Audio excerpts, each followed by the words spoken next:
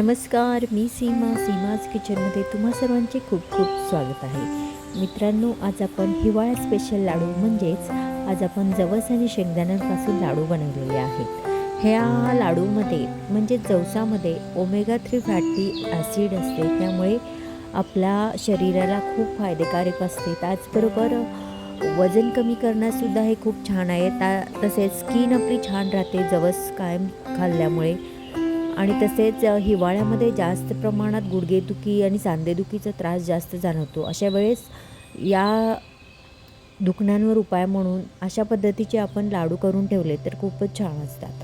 हे लाडू सकाळी तुम्ही रिकाम्या पोटी एखादा जरी खाल्लात तर त्याचे परिणाम चांगल्या पद्धतीने जाणवतात. चला तर मग आता आपण हे लाडू तुम्ही पाहतच आहे, सुरुवात केलेली आहे आपल्या रेसिपीला. याच्यामध्ये मी 1 बाउल शेंगदाणे घेतलेले आहेत. ते अगदी मध्यम आचेवर चांगले भाजून घ्यायचे आहेत. मोठ्या गॅसवर भाजायचे नाही आहेत, कारण खरपूस असे हे शेंगदाणे आपल्याला इथे भाजून घ्यायचे आहेत. 1 बाउल म्हणजेच इथे 100 ग्रॅम आहे असं मी वजनी प्रमाणसुद्धा इथे मी सांगते. त्याचबरोबर तुम्हाला जर एखाद्या वाटीचं प्रमाण घ्यायचं असेल त्या वाटीचे प्रमाणसुद्धा तुम्ही घेऊ शकता. इथे मी 100 ग्रॅम म्हणजेच 1 बाउल माझा भरलेला आहे. ते आता मस्त मी भाजून घेतलेत. साईडला आपण थंड होण्यासाठी ठेवूया. त्याचबरोबर याच गरम पॅनमध्ये आपण हे जवस आहेत, मार्केटमध्ये सहज उपलब्ध आहेत आणि अगदी स्वस्तात मस्त असे फायदे देणारे हे पदार्थ आहेत.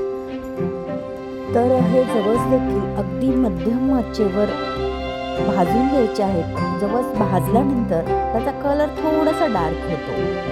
मध्यम आचेवरच भाजायचे. थोडेसे तडतड होतात. ज्या पद्धतीने आपण तीळ वगैरे भाजतो त्याच पद्धतीने हे जवस देखील भाजायचे. जवस भाजल्यानंतर याचा थोडा कलर डार्क होतो आणि छान फुलले जातात. हे जवस थोडेफार भाजून झालेत आणि त्यामध्येच मी आता 2 टेबलस्पून इथे मी तीळ घातलेले आहेत. या दिवसात थोडेसे तेलवर्गीय पदार्थ आपण जास्त खाल्ले पाहिजेत, कारण हिवाळ्यामध्ये ऑलरेडी कोरडे वातावरण जास्त असते. त्यामुळे इथे जे बियावर्गीय पदार्थ असतात ते आपण जास्त खायचे आहे. आता जवस आणि तीळ छान भाजून झाले, ते सुद्धा थंड होण्यासाठी ठेवलेत. पॅनमध्ये मी 2 टेबलस्पून इथे मी तूप घालून घेतलेले आहे. या तुपामध्ये आपल्याला लाडू आपले अजून पौष्टिक बनवण्यासाठी इथे मी ड्रायफ्रूट्स घेतलेले आहेत. ते प्रत्येकी 2 टेबलस्पून आहेत. याच्यामध्ये काजू, बदाम, आपल्या भोपळ्याच्या बिया आहेत, मेलन सीड्स आहेत आणि सूर्यफूल बिया आहेत. त्यासुद्धा अगदी या तुपामध्ये छान थोड्याशा गोल्डन ब्राऊन होईपर्यंत आपल्याला परतवून घ्यायच्या आहेत. हे जवस जर तुम्ही रोज 1 चमचा सेवन केलं तर तुमच्या केस गळतीवर सुद्धा खूप फायदेकारक आहेत. त्याचबरोबर जी तुमची स्किन आहे ती सुद्धा अगदी छान ग्लो करायला लागते. म्हणून जवस खूपच छान आहेत आपल्या शरीरासाठी. त्याचबरोबर हिवाळ्यामध्ये सांधेदुखीवर उपाय म्हणून बऱ्याच प्रमाणात या जवसाचा वापर केला जातो. तसेच लाडूसुद्धा केले जातात. त्याचबरोबर चटणी साधी जरी तुम्ही करून खाल्ली ती सुद्धा खूप छान लागते.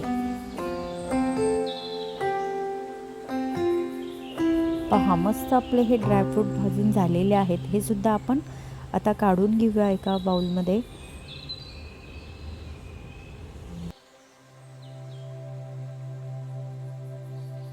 आता याच बाउलमध्ये आपण थोडेसे 2 टेबलस्पून आपण तूप घालून घेऊया. हे गाईचे तूप आहे, गावठी असे तूप आहे, घरगुती बनवलेले. याच्यामध्ये आता आपण इथे मी हिवाळा चालू आहे त्यामुळे इथे मी थोडासा म्हणजे हा गोंद आहे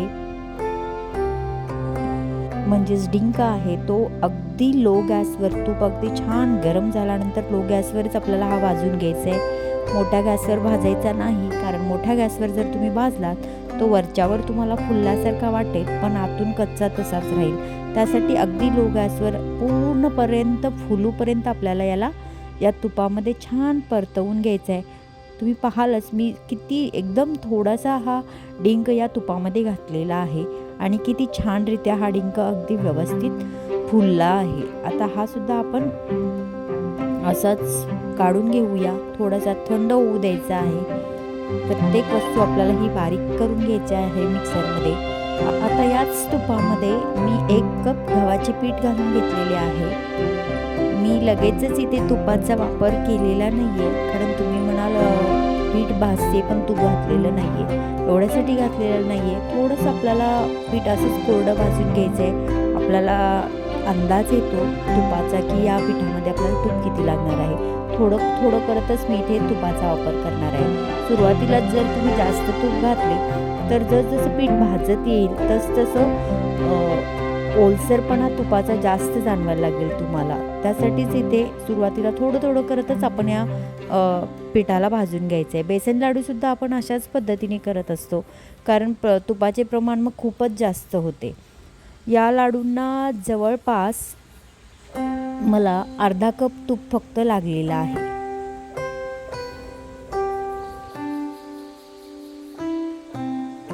पहा आता हे पीठ छान, आता कलरसुद्धा चेंज होत आलेला आहे.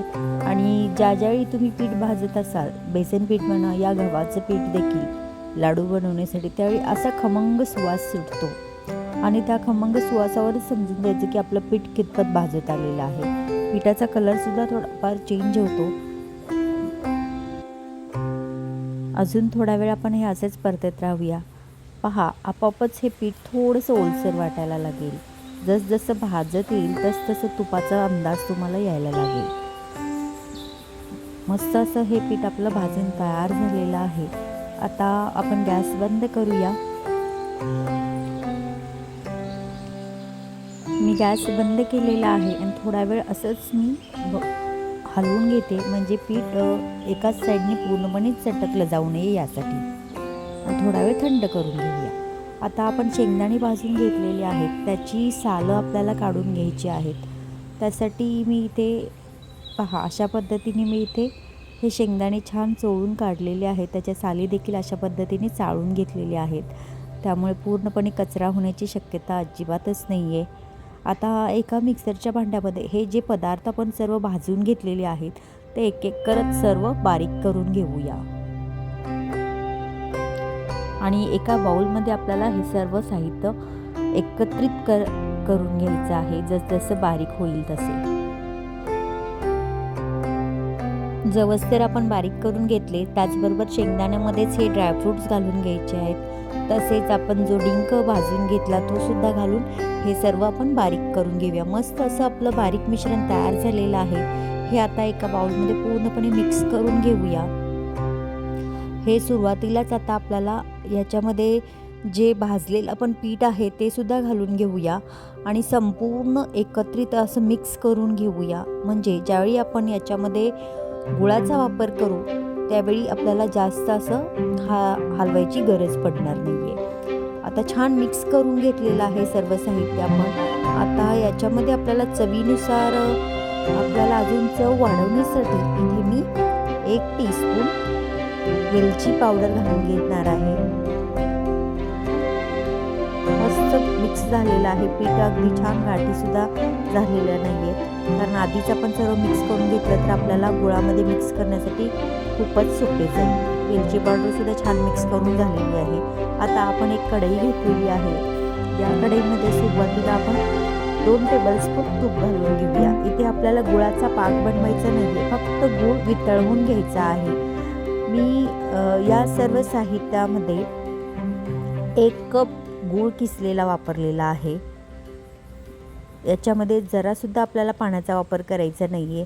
बरेच जण पाक बनवूनसुद्धा 1 तारीख पाक बनवूनसुद्धा लाडू बनवतात, पण इथे आपल्याला तसं करायचं नाही आहे. फक्त गुळाचा वापर आपण मेल्ट करून घ्यायचा आहे, कारण आपले लाडू बरेच दिवस टिकतील अशा पद्धतीने हे तयार होतात. जर तुम्ही पाकाचे लाडू बनवले तर ते जास्त दिवस टिकत नाहीत. पहा गूळ छान विरघळलेला आहे आणि जे आपण मिश्रण मिक्स करून घेतलं ते मिश्रण यामध्ये घालून घ्यायचं आहे. मी गॅस पूर्णपणे बंद केलेला आहे आणि बंद गॅसमध्येच हे सुरुवातीला मिक्स करून घ्यायचं आहे. आणि जसं मिक्स झाल्यानंतर 1 ते 2 मिनिटांनी तुम्ही गॅस एकदम लो गॅस ठेवून परत थोडंसं परतवून घ्यायचं आहे, म्हणजे गूळ पूर्णरित्या या मिश्रणामध्ये मिक्स होऊन जाईल. आणि याचे लाडू तुम्हाला थोडेसे मिश्रण गरम असतानाच करून घ्यायचे आहेत, म्हणजे पटपट वळले जातात. जर तुम्हाला वाटलं मिश्रण जर खूपच नंतर म्हणजे गरम असताना तर लाडू छान वळले जाणारच आहेत, पण मिश्रण जर कोरडे वाटलं तर थोडा वेळ फक्त तुम्ही 1-2 मिनटं फक्त गरम केलात तर मिश्रण परत आहे तसं तुम्हाला ओलसर असं जाणवायला लागेल. आता मिश्रण मी छान मिक्स करून घेतलं आहे. थोडं गरम असतानाच थोडा तुपाचा हाताला तूप लावून मी छोटे छोटे असे लाडू बनवून घेते. याच्यामध्ये मी पिस्ताचे काप वरून लावते आहे. पहा, अशा पद्धतीने मी एकदम छोट्या आकारात हे लाडू बनवलेले आहेत.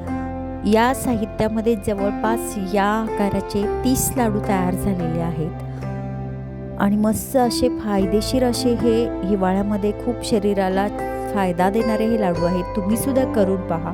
कसे झाले ते कमेंटद्वारे कळवायला विसरू नका.